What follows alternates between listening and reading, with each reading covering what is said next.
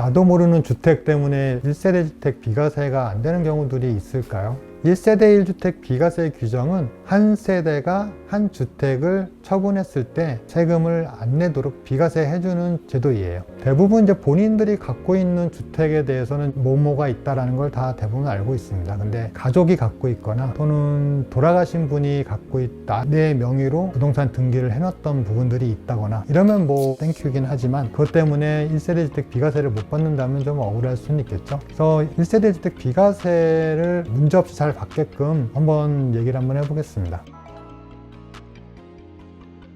어느 날 손님이 찾아오셔가지고 양도세 신고를 좀 해달라고 의뢰를 하셨습니다. 가족분들 중에 집이 있는지 또는 뭐 오피스텔을 주거용으로 사용하는 게 있는지 여쭤봤어요. 그런 건 없다고 하시더라고요. 그러면 1세대 1주택 비과세가 되시겠네요. 비과세 하시면은 보유기간도 길고 하시니까 세금은 아마 거의 없거나 뭐 조금 나오실 거예요. 왜냐면 고가주택 12억 이상일 경우에는 세금이 조금은 나올 수가 있거든요. 그래서 그렇게 신고를 하려고 하다 보니까 건보료 조정을 좀 요청하려고 건강보험공단에 갔더니 거기서 다른 주택이 있다라는 얘기를 들으셨다고 하시는 거예요. 그래서 아니 그게 뭐예요 하고 이렇게 했더니 예전에 어머님이 본인 명의로 자녀분들하고 같이 해가지고 아주 작은 지분 사놓으신 게 있으셨는데 어머님 돌아가시고 나서 다들 뭐 알 수가 없었던 그런 부분이었어요. 그것 때문에 1세대 2주택 비과세가 안 되는 상황이 생길 수가 있겠더라고요. 그래서 이거 비과세 안 될 수도 있다고 이렇게 말씀을 드리고 뭐 해결 방법을 어떻게 할지 좀 이제 상의를 좀 하곤 했었는데요. 내가 알지 못하는 주택 지분이나 주택이 있다고 하면 아무리 나는 내가 모르는 부분에 대해서 그것까지 내가 책임을 져야 되는 거에 대한 억울함은 있을 수 있지만 법에서는 1세대 1주택 비과세는 주택 수를 명확하게 하고 있기 때문에 억울하더라도 비과세를 못 받는 경우가 생길 수가 있어요. 뭐 이런 경우는 또 예를 들면 어머님하고 아버지가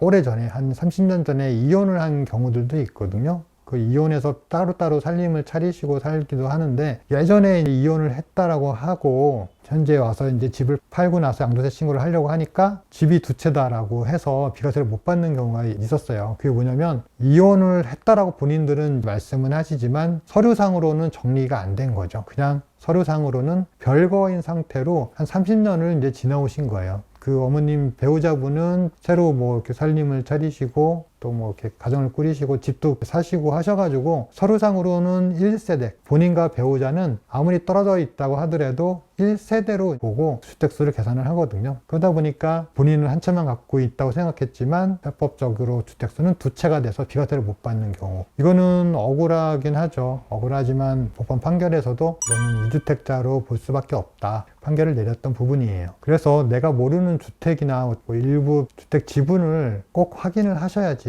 비과세를 못 받는 억울한 일이 생기지 않게 되실 거예요. 근데 이제 뭐 내 가족이나 뭐 이런 부분을 확인할 수 있겠죠. 배우자나 이런 부분. 근데 부모님이나 할아버지나 이런 분들이 물려주신 혹시나 모를 주택 아니면은 시골 농촌에 아주 허름한 농가주택 같은 주택이 혹시 물려받은 게 있다고 할 수도 있으니까 이런 부분들은 한번 팔기 전에 한번 체크를 해보시는 게 좋아요. 요즘은 인터넷상으로도 내가 갖고 있는 주택 수나 부동산에 대해서 조회할 수가 있어요. 인터넷 사이트에 보면 인터넷 등기소라고 대법원에서 운영하는 사이트가 있어요. 그래서 법인 등기부등본이나 뭐 부동산 등기부등본을 떼어보는 사이트인데요. 거기에 보시면 메뉴 중에 내 부동산 이제 소유를 확인할 수 있는 메뉴가 별도로 있어요. 그래서 공인인증서나 뭐 금융인서 이런 것들을 갖고 계시면 그걸 통해 가지고 로그인 하셔서 수수료는 뭐 얼마 안 들어요. 1,000원만 내시면 그 내가 소유하고 있는 부동산 지분을 다 확인할 수가 있으시니까 뭐 내 거라든가 나의 배우자 거라든가 혹시 나의 자녀들이 뭐 아니면 내 부모님이 갖고 계신 뭐 부동산이 있을 수도 있으니까 그걸 통해서 한번 미리 확인을 해보시고 그 다음에 주택을 처분하시는 거를 한번 고려해 보시는 게 혹여나 생길 수 있는 이제 억울한 일들 좀 예방할 수 있지 않을까 이렇게 생각이 됩니다. 그리고 나도 모르는 주택 아니면 내 배우자가 나 몰래 집을 사놨던 것 때문에 2주택자가 됐다고 하면 부동산을 매매하기 전에 그 주택을 증여하거나 처분을 미리 하시면 그 파시려고 하시는 주택에 대해서 비과세를 받을 수가 있으세요. 왜냐하면 내가 팔려고자 하는 그 주택 처분 시점은 등기 접수일, 사용 수익일, 잔금 청산일 중 빠른 날이 그 부동산을 처분한 확정되는 날이 되고요. 그 다음에 증여 같은 경우는 이제 증여 접수일 같은 경우가 부동산에 대한 취득일이 되거든요. 그렇기 때문에 내가 팔고자 하는 부동산보다 앞서서 증여를 하시거나 매매를 해서 나를 2주택에서 1주택자로 바꿔 놓으신다고 하시면 마지막에 팔게 되는 부동산에 대해서 비과세를 받을 수가 있으시니까 미리 한번 내 가족, 내 세대원이 갖고 있는 주택수를 파악해 보시고 그 다음에 매매를 하셔서 비과세를 적용받을 수 있게끔 그렇게 진행하시는 게 억울한 피해를 이제 줄일 수가 있겠죠.